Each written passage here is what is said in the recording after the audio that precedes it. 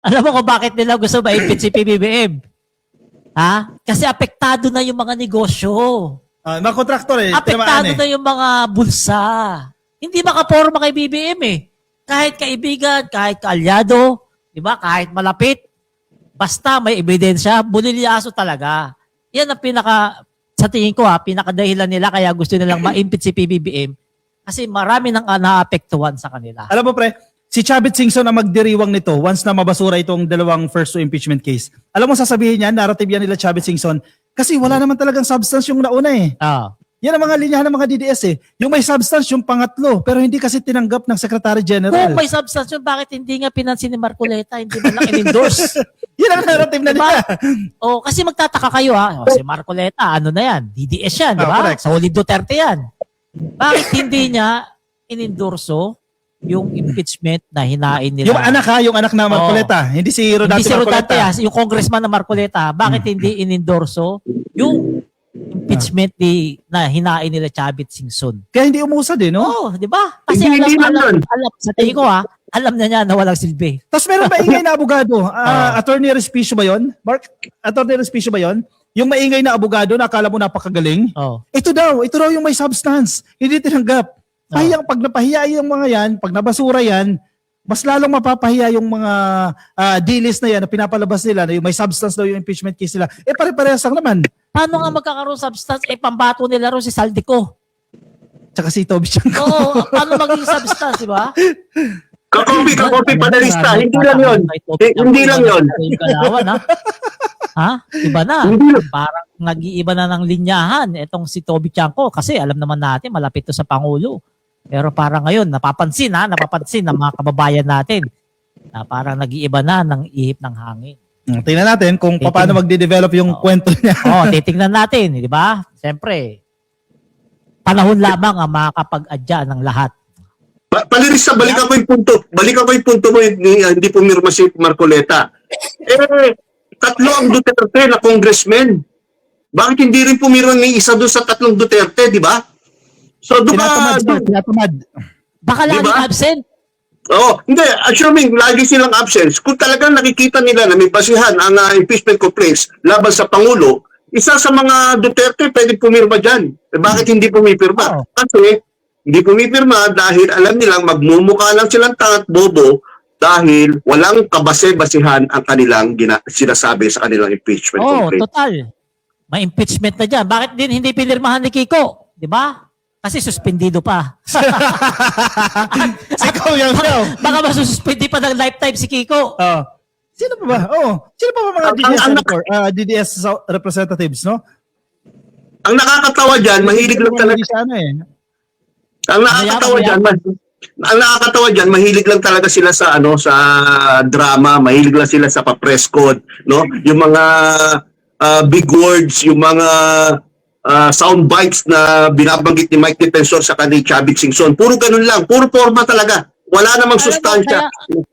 Alam mo kaya nag-iingay na yung mga yan, lalo na si Mike Defensor, tingin ko lang kasi malapit na eleksyon. Hindi parang tumigil si Mike Defensor. Parang tumigil. Kailan lang tumigil? Kailan lang nag-iingay yan? Hindi kasi nabulgar siya dyan yung quarrying niya dyan sa Rodriguez Rizal.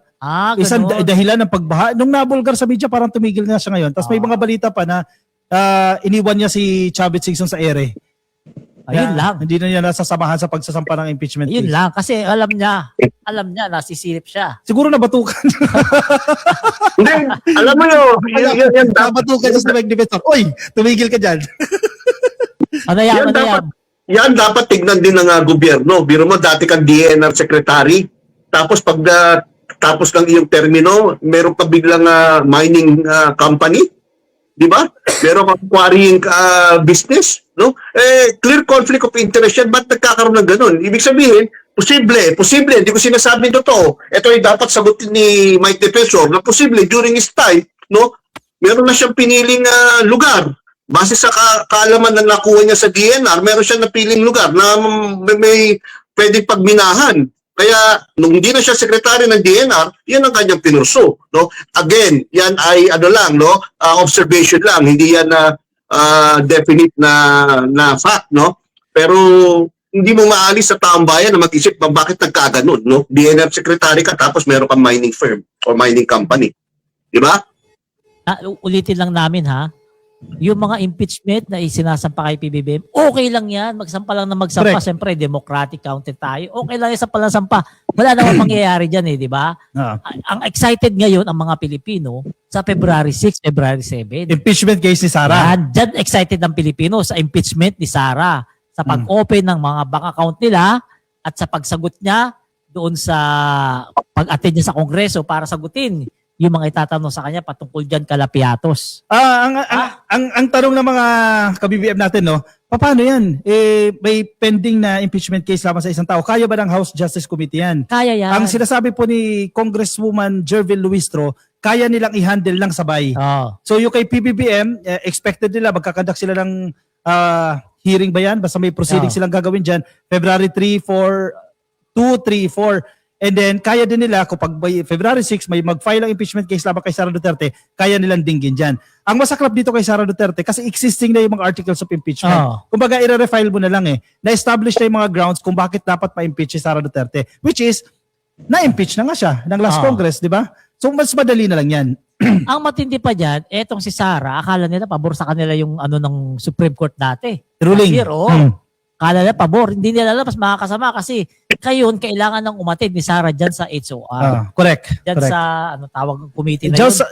House Justice Committee. O Justice Committee. Kailangan na niyang umatid dyan para sagutin ang mga itatanong sa kanya. In fairness, maganda yung paliwanag ni Kong Jervil Kasi ang sinasabi niya sa mga interviews niya, importante maintindihan ng taong bayan yung proseso na pinagdadaanan ng impeachment, no? So doon pala sa proseso na yan, para kasi tumatayo sila mga piskal para mga prosecutor yung datingan nila dyan, di ba? Susuriin nila yung mga affidavit ng complainant, ganoon din ng mga respondents, at kumbaga magkakaroon ng mga interrogation, magkakaroon ng parang paglilitis na within that level, within the committee level. Ang tanong dyan, pag umattend ba dyan si Sara Duterte, kayanin niya kaya si Kong Jervil Luistro? Ay, hindi matalino yun si Luistro Talino yun. Pag nagtanong yun, straight English yun. Diba? Lag na naman yung TV natin noon. Loading na naman, loading. Saka hindi obra kay Congresswoman Luistro yung mga bullshit ng mga nasa kabilang parlor, no. Talagang straight 'yon na i-handle niya ng maayos ang impeachment na yan ng ating pangulo at saka kung pumasok yung kay Inday Sara, i-handle ng maayos ng Justice Committee under Beatrix Luistro yan. Ang masakit niyan, hindi yan dadalo sa pagdinig. Si Sara, sigurado hindi yan dadalo. Abogado. Duwag siya? Duwag? Bukod sa hindi niya kayang sagutin, abogado niya, papa-attend niya dyan. Sayang, maganda sana magkaharap sila ni Abante pati ni Luistro kasi matatandaan natin nung election binanatan niya yung mga yan, di ba? Kasi unang-una, never naman na-respeto ni Sara Duterte ang House of Representatives. So kahit gaano pa kagaling si Kong Jervil Luistro dyan, hindi niya nga ginagalang yung HOR Ano pa yung komite, di ba? Lalong hindi niya igagalang yan. Kahit may ruling na yung Supreme Court? Sa tigas ng mukha ni Sara Duterte, di ba? Tingin ko, mapipilitan umaten dyan. Tingnan natin. Tingin ko. Yam, next. Nawala na si Yam. Hindi. Nilagyan ko ng charger yung aking cellphone kasi mabilis pala maubos kapag naka-StreamYard ka. Anyway, ganito ang wala kang editorial? Hindi, meron pala. Mamaya ipi-play. Pero doon muna tayo sa dalawa. Sa pangalawa. Total, nag-uusap na tayo tungkol sa impeachment. Pag-usapan natin na itong si Congressman Sandro Marcos, napaka-tino talaga nito, may delikadesa talaga itong batang Marcos na ito. Pero mo ininhibit. Paano mo nasabi yan? Paano mo nasabi na may delikadesa si Sandro Marcos? Sige nga, paliwanag mo nga sa mga viewers natin. Alam nyo mga kayayam, mga ka-BBM, hindi siya obligado na mag-inhibit sa impeachment, no? Complaint laban sa kanyang ama na si Pangulong Bongbong Marcos. Pero dahil itong si Kong Sandro ay may delikadesa, hindi siya magpa-participate sa impeachment ng ating Pangulo. Hindi siya makikialam, kumbaga. Kasi nga ayaw niyang ma-impluwensyahan ang Justice Committee o ang Congress kung ano man ang kanyang pananaw tungkol dyan. Siyempre, definitely kakampi siya sa kanyang ama. Pero ayaw niyang makita ng taong bayan na bias siya para sa kanyang ama. Kaya mag-i-inhibit na lang si Kong Sandro Marcos. Yan ang ginawa niya. Kaya talagang itong mag-ama na to, si Pangulong Bongbong Marcos at si Kong Sandro ay talagang parang pinagbiyak na buko talaga to dahil talagang pareho sila ng ugali when it comes to delicatessa at when it comes to decency. Kayo, ano masasabi niyo tungkol dyan? Ano kasi masasabi ko dyan si Sandro kasi maganda yung pagpapalaki sa kanya ng magulang niya. Correct. Diba? Hindi sila pinalaki na Bargas. malakas ang makapal ang muka. Diba? Hindi sila pinalaki na may bisyo-bisyo. Hindi sila pinalaki na mayayabang. Diba? Kasi kung ito si Congressman Sandro, mayabang, babrasuhin niya yung mga yan. Exactly. Oh. Diba? Babrasuhin niya yung mga yan. Kasi syempre, majority leader ka, anak ka pa ng presidente, congressman ka pa, di ba? Nasa iyo na lahat, pero tingnan nyo naman, napakababa netong si Sandro Marcos. Di ba? Nag-inhibit. Ayaw niya maka-impluensya dyan sa gagawing pagdinig sa impeachment ng tatay niya na nararapat lang rin naman. May statement siya doon, yung sa nilabas siyang statement, yung tumatak sa akin doon this is more than the personality. Kasi usapin ito ng credibility, integrity ng institusyon ng House of Representatives. So yung pagre-resign, yung pag-inhibit niya, yung term ay recuse, just sa impeachment complaint na yan, or any discussion, hindi siya magpa-participate, any discussion about impeachment, no? Kasi kung tutusin, may influence siya. Pero anong iisipin ng tao? Kasi sabi niya, importante pa rin ang perception Diba? Bagamat walang batas, walang legal basis na nagsasabi mag-inhibit siya, pero importante sa kanya yung perception, yung pagtingin ng tao sa House of Representatives. Kasi alam naman ng tao na may influence siya Tama ka, majority floor leader siya. So kaya niyang pakiusapan yung ibang mga miyembro. Kaya niya brasuhin niya. At hindi sa kanya dahil sa posisyon niya. No? Pero hindi niya nahihintayin na humantong sa ganong sitwasyon at isipin ng taong bayan kasi importante nga ang perception na inimpluwensyahan niya yan Kaya na-acquit dyan si PBBM sa impeachment na yan dahil kay Sandro Marcos. Ayaw niyang humantong sa ganong sitwasyon. Matalino talaga ito Itong mama na ito Hindi siya kagaya ni BP Sara na brinaso dati yung mga congressman para mapatalsik si Pantaleon Alvarez. Correct, exactly. Diba? Sabi nga, kaya daw napatalsik si Pantaleon Alvarez dahil nga raw kay BP Sara, brinaso niya dati yung mga congressman natin. So, eto si Sandro Marcos ay iba. Gusto kong punahin natin yung pinagkaiba ng Marcos sa Duterte sa pag-handle o sa nung marinig ang impeachment tungkol sa kanila. Etong mga Duterte, anong kanilang reaksyon nung i-impeach si Sara Duterte o may usapan na impeach ulit sa February 6, di ba? Ang reaksyon nila very defensive at sinasabi nilang walang basihan at politika lang yan, etc. Ang daming sinasabi. Pero ito, anong reaksyon ni Pangulong Bongbong Marcos nung siya ay pinailan ng impeachment, no? Di ba sinabi niya, ino-honor niya or nirerespeto niya ang proseso ng impeachment at pababayaan niyang umusad dyan, no? Base sa legal processes ng Kongreso. At ito nga, ginawa ni Sandro naman, nag-inhibit. So, makikita mo yung differences, no?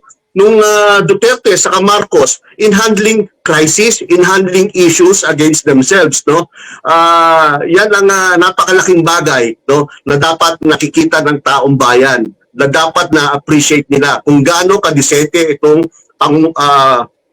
pamilya Marcos, no, in handling crisis, in handling issues, in handling yung mga paninira, in handling mga impeachment complaints na yan. Tama yung sinabi nyo. Kaya abang-abang tayo mga kababayan dito sa impeachment na kay PBBM at etong kay BP Sara. Pero tingin ko dyan basa ko mas excited yung mga kababayan natin dito sa impeachment ni BP Sara kasi excited na sila malaman kung magkano yung laman ng bangko nila. Diba? Sa Senado pa yan. Oo. Kapag umakit na, umabot na ng Senado yun. I think kaabot ng Senado. Aabot yan, diba? sigurado. Aabot yan. Ikaw ba, hindi ka ba excited kung magkano ayaw mo ba malaman kung magkanong billion inabot yung pera syempre nila dyan? Gusto ko. Kasi sabi nga ni Trillanes, di ba, ilang billion? 2 billion? Hindi lang 2 billion, pumapasok sa bank account, no? Sabi naman kasi Duterte, mahirap lang ako. Wala akong pambayad, pera. Walang pambayad ng abogado. Gusto na kapalitan si Kaufman kasi para wala nangyari. Alam niyo, pag napatunayan sa impeachment yan, presence ng 2 billion sa bank accounts ni Sara Duterte at Digong, no? Tapos ang boxing, no? Kasi there's really no way na magkakaroon ng ganyang kalaking pera ang mga Duterte, kundi dahil lang sa korupsyon. Dahil sa mga pinasok nilang mga transacciones, no? Nung nasa gobyerno pa si Digong. At yung mga sinasabing tungkol sa droga, tungkol sa pogo, etc. etc. Kaya talagang yan, end ng ball game yan kapag napatunayan talaga nila Trillanes yung issue na yan. Masaklap sir, comment ko lang ha.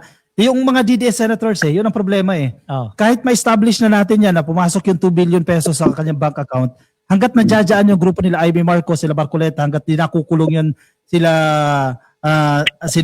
Joel Villanueva, hanggat di nakukulong yan, boboto pa rin yan pabor kay Sara Duterte. Yun ang isang malaking conflict. Kasi ano na yan sabi utak dilis na nga di ba? Oh. Kahit lantaran na yung ebidensya, nadjadjaan na ebidensya, lantad na, still hindi nila i-recognize yan. Boboto pa rin yan pabor kay Sara Duterte. So dapat ikulong na mo.